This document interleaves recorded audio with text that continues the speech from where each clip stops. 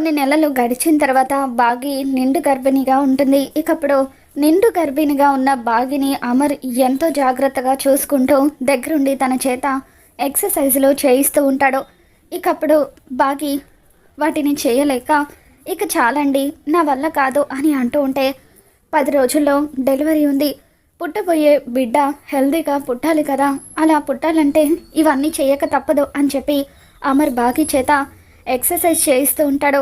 ఇకప్పుడు మనోహరి చాటుగా ఉండి ఇదంతా చూస్తూ అమర్ బాగి మీద చూపిస్తున్న ప్రేమను చూసి ఎంతగానో కుళ్ళుకుంటూ ఉంటుంది.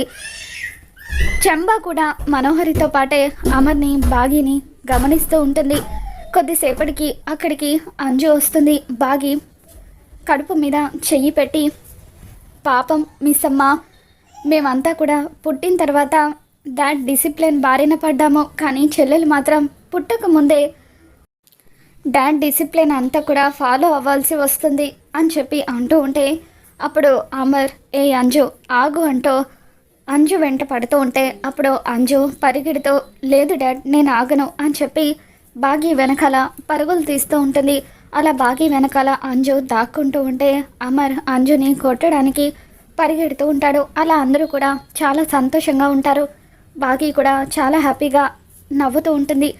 ఇక ఫ్యామిలీ అంతా కూడా సంతోషంగా ఉండడంతో ఇదంతా చూడలేని మనోహరి మేడ మీదకు వెళ్ళి అక్కడున్న ఒక స్తంభాన్ని తన చేత్తో గుద్దుతూ ఉంటుంది. ఇక అప్పుడు చెంబ మనోహరిని ఆశ్చర్యంగా చూస్తూ ఉంటుంది.